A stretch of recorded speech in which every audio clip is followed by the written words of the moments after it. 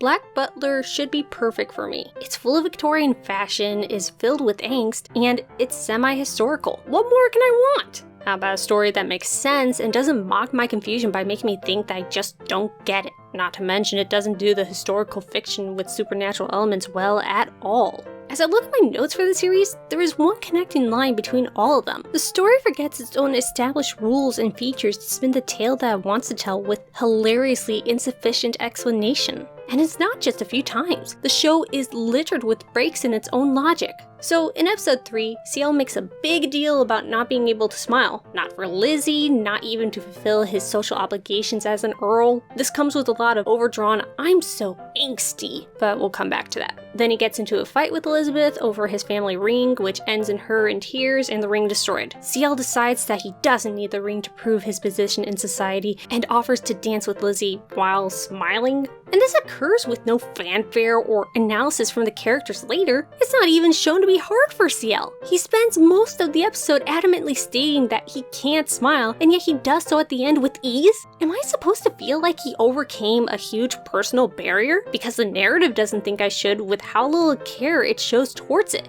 Is this what people have in mind when they tell depressed people to just get over it? Then later in episode 9, the crew spends the entire runtime trying to sneak a picture of Sebastian, leading to some admittedly funny wacky antics. But apparently all of that could have been avoided if CL thought of telling Sebastian to pose for the photo? How could he have forgotten that was an option? He commands Sebastian all the time, even telling him to do things that he specifically hates, like spending time near dogs. And it's not that CL was getting pleasure in playing games with him. He is honestly shocked when Sebastian later reveals that an order was all it took to prevent the needless running about the estate. And then again, in the Dollmaker arc, the ring the Dollmaker was using to choose their victims never chose Lizzie. And yet Drossel Doll Dude, apparently that's his name, but they only use it once and he's so forgettable except for his narration speaking, still opts to make a doll of her? If he could just choose that, then what's the purpose of the ring?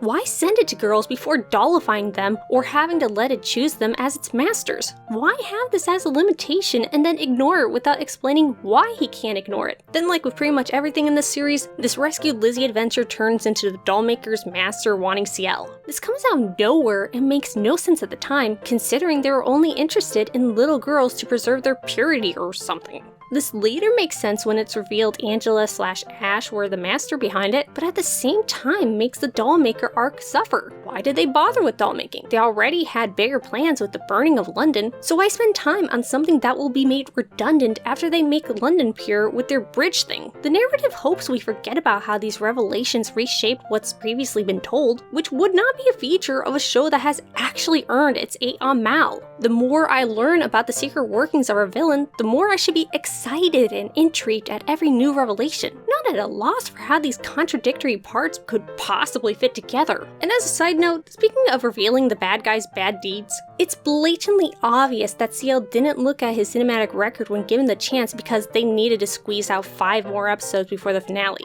Why else would anyone turn down the chance to get the one thing they keep claiming to want out of their existence to the point of promising their soul to a demon to get it? For some sort of posterity?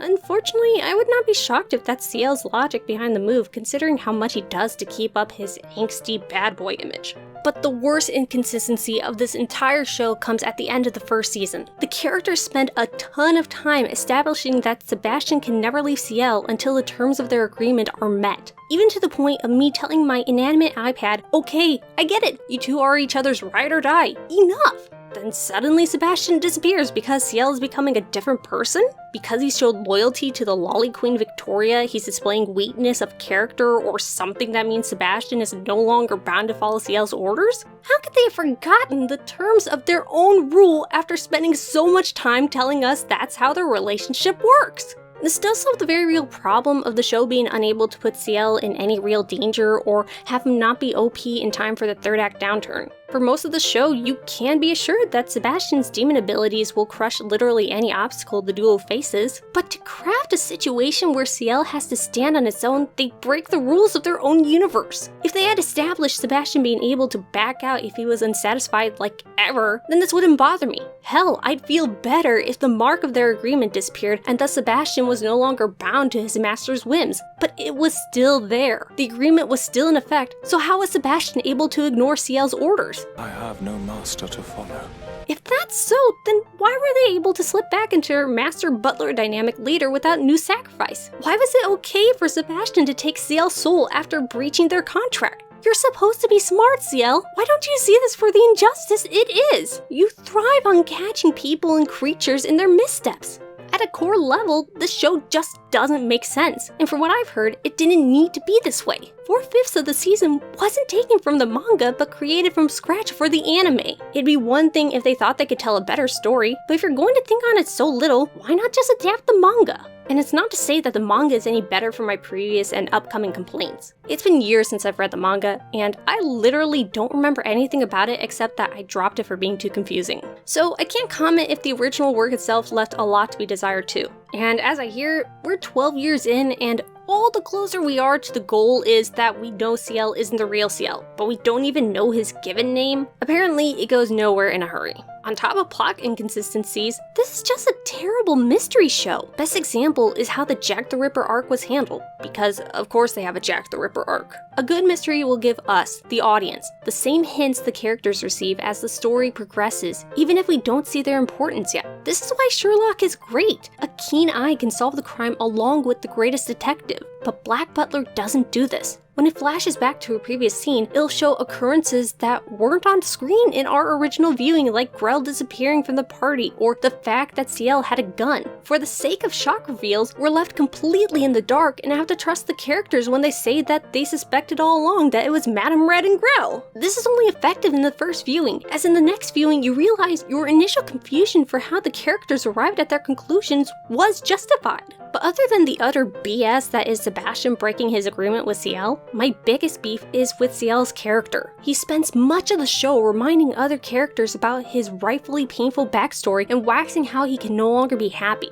That'd be fine and make for decent drama, but it comes up constantly, as if the show thinks we'll forget just how much darkness there is in Ciel. He's not even the only one who keeps bringing it up. Other characters will just comment how impure or messed up he is for no in-universe reason because it's already established. It only serves us viewers, except it doesn't even add anything for us as we also already got the idea. This doesn't make for someone I want to succeed. I root for him simply because everyone else around him is worse except for the Phantom Hive staff. Ciel doesn't even make for a good protagonist because he never has to grow or change. He's actively encouraged by Sebastian to remain as he is and is rewarded with the death of the ones who killed his parents. Prince Soma changed more than our main character, and he was only in the show for 3 episodes out of the 24 we spent with Ciel. The show very much wants to keep its status quo up until the very end, so much so that it will repeat the same jokes over and over. It was funny the first few times Sebastian commented that he's simply one hell of a butler, and how if he couldn't do blank outrageous thing, then what kind of a butler would he be? Though the former got old a lot quicker.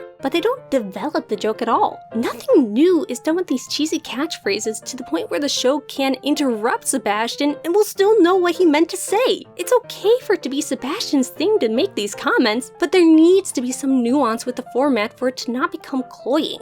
This show is so bad that I noticed its terrible animation, which is something I never do. It was clear to me how horrible the horses' walk cycles were and how lacking the fight scenes were. Boring blocking and as little actual animation as possible. I'm not asking for Sakuga.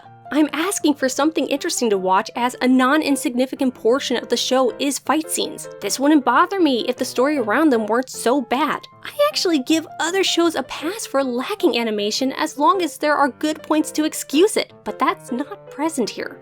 Initially, I thought I just didn't get Black Butler, but after watching the first season multiple times, it's clear that the anime is just bad. Even with little the second season I've seen hasn't inspired hope in me, as it's utterly uninterested in explaining why we're back to following Ciel, why some characters we knew to be dead are alive while others aren't, and why we spent the whole first episode exploring some other scarred boy who we still don't see again by episode 4. Most of the aspects I like aren't even done well. I truly enjoyed the episode when we learned about the Phantom Hive servants' backstories, but I can't ignore that only Finny's history was even previously hinted at, and the reveal comes too late as quickly we enter the season finale that has little to do with this new information. There isn't even a chance to use what we learned about these characters. Like most parts of the show, it's introduced and then forgotten until it's useful again. Not to mention, for most of the show, we're left wondering why Ciel even employs people who aren't any good at their jobs. I so wanted to like this show, but it's a massive disappointment. Thank you very much for consuming this video. If you want to talk to me about just about anything, feel free to hit me up on Twitter. You can find me at NotAVampyre. Thank you very much again, and until next time. All this disappointment makes my throat hurt.